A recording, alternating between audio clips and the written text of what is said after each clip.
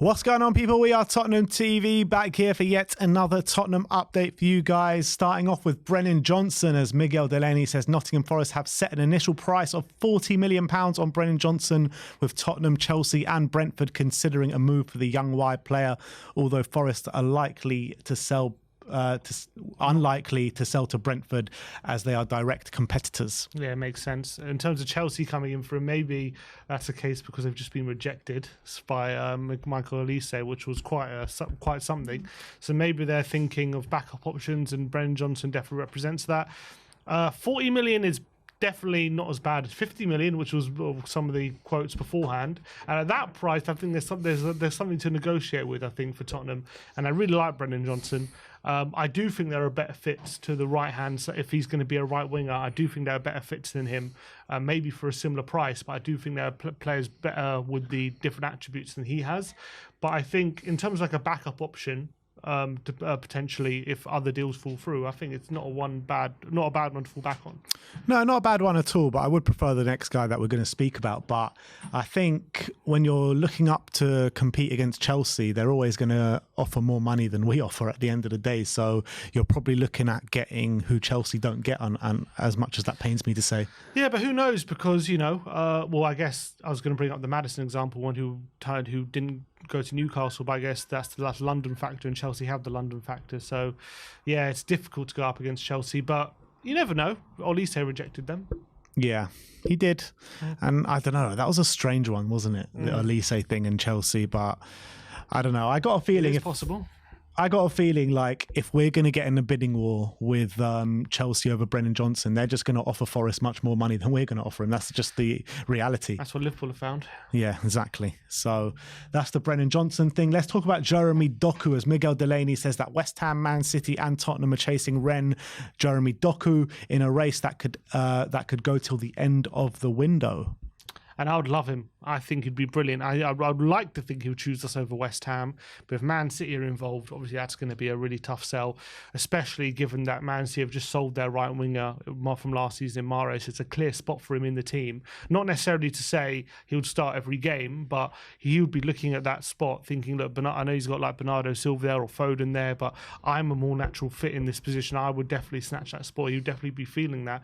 But I guess depends how badly City want him, and if they're looking at other options as well, and how much money they really want to spend. They could be spending 85 million or nearly 100 million on Paquetá. There's I can't remember who else they're linked with. There's other players, so maybe while they're distracted on other deals, that's one we can kind of sneak in. But I find if they're serious about Doku, then I find it hard to believe that we're going to stand any competition against them. Yeah, exactly right. And it's a shame because I feel like this Jeremy Doku is someone that would suit the system down to a T. Absolutely elite dribbling ability. He's got age on his side, very young player. And, he's been doing it for a while now. It's not even just a new thing with Jeremy Doku. I've been seeing him absolutely rip up that league, and also for his international team, Belgium, as well. I mean, I remember in that World Cup, in Southgate's first World Cup, he came on for Belgium in that World Cup and he was brilliant, and that was so long ago now, and he's still, and I feel like looking at his age, he's still not old at all. Yeah, he's still like so young. Yeah, so I mean, just get him in if we can. I feel like he hasn't even exploded yet. Like, he's done really well for a player of his age, but I reckon like he's got so much more to show and give. I think his underlying stats show that like he's like really not even achieving what he should be in terms of goal output and stuff like that. So I think once he starts to get that right, he's going to really explode. Yeah, absolutely.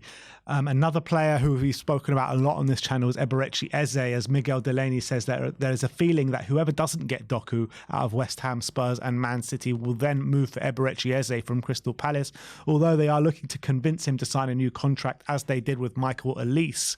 Do you think now Michael Elise has rejected Chelsea and he is staying at Crystal Palace, there is a bigger chance of a team trying to prize Eze away from Palace? Yeah, there's a bigger chance. Not to say there's still a big chance, because I still think he's so crucial to them. But of course, now that Olise signed, the pressure of keeping Eze is going to be slightly loosened, and if they're going to be more likely to accept a big offer than if Olise had gone. I think if Olise had gone, even a 70 million bid, I reckon they're still rejecting that, in my opinion.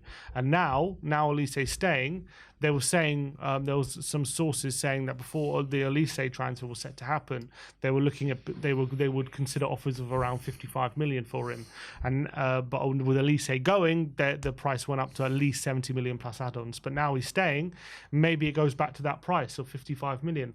But having nearly lost one of their star players, I'm sure that they don't want to lose Eze. I'm sure they want to keep him. So I'm sure they're going to drive a hard bargain. In terms of who I'd rather, Doku or Eze, out of the two, I think Eze is probably a better player, but I think Doku's more what we need, in my opinion. So I probably would go. I think he might be a bit cheaper as well. So I probably would go for Doku. Yeah, Doku is more of that out-and-out winger that we kind of need right now. But I feel like Eze is a lot more versatile and could play and make maybe many more positions and be more valuable to the squad in that way. But I mean, I would absolutely love either of these players in, to be honest. I think both of them would be absolute stars in this team. Another player who we've been linked with is Florian Balogun of Arsenal, as they're saying Tottenham have inquired about the Arsenal striker Florian Balogun. The USA striker was born in New York City but grew up in London, registered 22 goals in 39 appearances for Reims last season, finishing the top goal scorer in all competitions for Reims. And look, this just ain't going to happen because Arsenal ain't going to deal with us. Well, you know, part of me thinks like it would be an insult if they were to accept a bidder from us, an insult to us. That's pretty much any other message. You're not direct competition to us. We don't even consider you. Yeah, we'll accept a bid from you. So part of me doesn't even want them to like accept the bid. Even if we were battling for relegation, they wouldn't accept a bid from us. Yeah, I would probably think so. I don't think they would entertain Spurs here.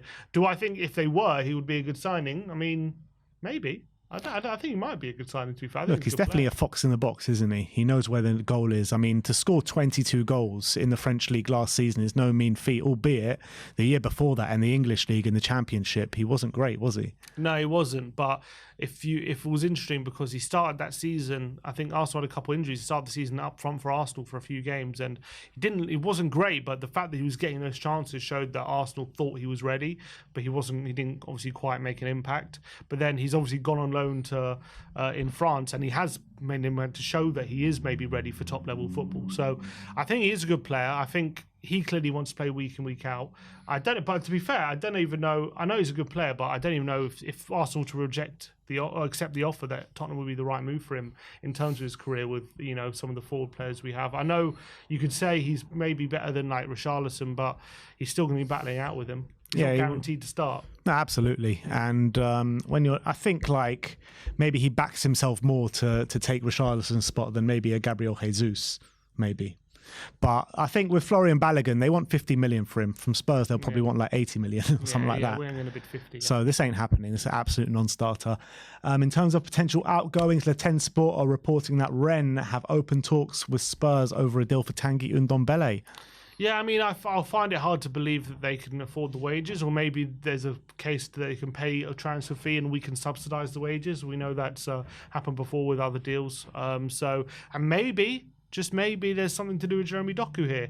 We can give them Ndombele, we give them a bit of money. We can get Doku in return. Maybe that's a way we can get ahead of the competition of City in terms of they get a player that they really want and they get a bit of money rather than just money from City. When could they get a player with the quality of Ndombele through the door without that kind of move? As much as he's got attitude problems, maybe they're looking at his quality and think that's a good thing to bring. So maybe that's something to be done, but on the face of it, in terms of the money involved, I doubt they'll be able to afford his wages if that's what Tottenham are demanding. Yeah, absolutely spot on. But if we could do some sort of deal, let's say Ndombele plus 10, 20 million or something for Jeremy Doku, I think that would be an absolutely sensational deal to do. You get someone out who's not in Ange's plans, and you bring someone in who would fit the system down to a T. So, if you're listening, Levy, get it done. And last but not least, let's talk about that Davinson Sanchez situation again. As Pippa Sierra saying that several teams have approached Tottenham to find out the conditions of Davinson Sanchez. Monaco would make an official offer in the next few hours, and there are already advanced dialogue. So it looks as though maybe something is happening here with Monaco, and maybe maybe that opens the door back for Tosin Adarabioyo as well. Yeah, because he was apparently preferred to move to Monaco than it was for Spurs, and because apparently he's guaranteed more game time. But if they're going to decide on Davinson Sanchez instead, maybe that leaves the door open for Tottenham to swoop back in, and maybe Tosin will reconsider his options. They're making some good signings already. They're clearly revitalising that back line after selling Disasi. They've signed Wilfred Singo at right back just yesterday. So I think, Davinson Sanchez, I would have thought maybe they would go for someone a bit younger with a high potential, because that's how Monaco's model usually is, trying to find the next big thing to sell on. So I don't think Sanchez represents that. And I wouldn't have thought Sanchez represents a good enough centre-back where they believe they're really like upgrading from what they had before. So I would have been surprised, unless they see him as a backup, then I kind of get it. But look, if they want him, I think it would be a great move for Sanchez if he can move to Monaco. Yeah, we need to start trying to sell maybe a Japhet Tanganga or Eric Dyer to Monaco as well, seeing if they bite. But look, that is your Tottenham update for today. Let me know in the comment section below your thoughts regarding all these news stories, and we'll speak to you soon. Like, subscribe and comment. And as always, come on you Spurs.